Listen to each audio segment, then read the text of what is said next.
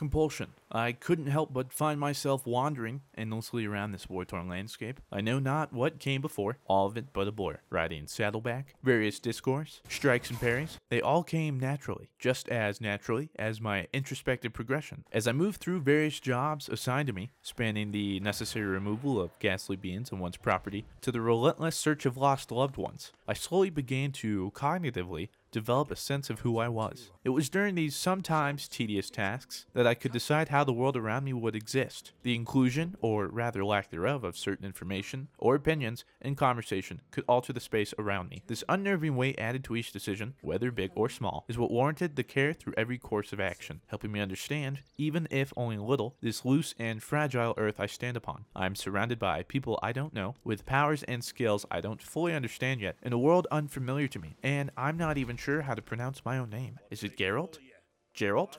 I feel like it's Geralt, but maybe I'm a Geralt and everybody messes it up. And at this point, correcting the offender would do nothing more than exasperate me and lead to a futile debate about why anyone would ever name their kid Geralt rather than Geralt. I'm new to all this, and already there are so many looming and pressing questions. The first thing I can recall is the rush of wind and rain battering against my face. A quick rummage through my belongings would reveal a wrinkled map. Exploring the map to get a better grasp of where I was invited fear and excitement, as I could only perceive this information as a vague roadmap into the unknown. Symbols and highlighted cues seem to be places of interest, destinations I no doubt will find myself in at some point. Locating a nearby village, I figure my best bet is to find some locals to guide me through this unknown land. Almost cast without my command, a reflexive audio cue or whistle hails my apparent steed. I know not the origin of these actions and feelings, but I can't shake the feeling of purpose and clarity I seem to feel. It is here that all following courses of action derive from. My first encounter with a local was civil, anything else, and he would have turned away business, seeing as it was evident he was looking to share his trade with me, at a price of course.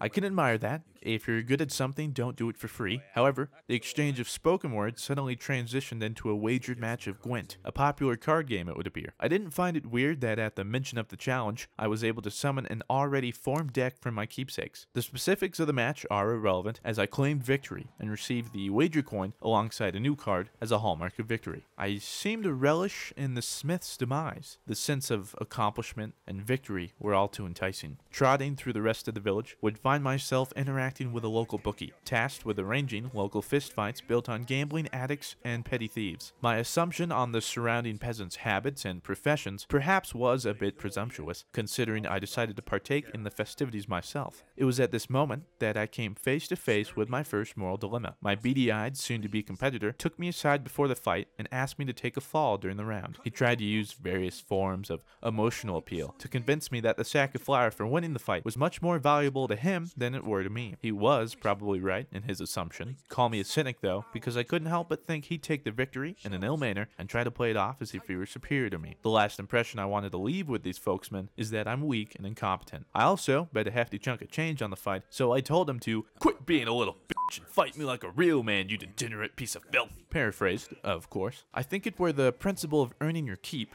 that drove me to my somewhat cold decision. The fight was over before I knew it. He had poor posture and a weak jab. He put too much weight behind each punch, opening him up for a flurry of punches. I took my prize and felt no remorse. I don't regret beating him, perhaps revealing more and more of my character. However, I'm still confused as to why all the clothes I wear do in fact make me look fat. If I was none the wiser, I would have thought I had slain a hot air balloon and wore its chute as a trophy. Needless to say, I need new gear. Not to mention, a plank impaled me mid-conversation with the local innkeep. I began to feel the judgmental stares settle upon me. I tried to explain to them that I was a little bored, but no one seemed amused. A conversation with an elderly woman in town demonstrated to me the importance of discourse. How can anyone express their ideas or beliefs without speech? I think it's the most powerful tool at my disposal. Listening intently, or sometimes pretending, is enough to grant myself unspoken trust. Tasked with clearing her estate of wraiths, the exchange of blows wasn't entirely welcome. At one point, things looked rather bleak, but perseverance and a true sword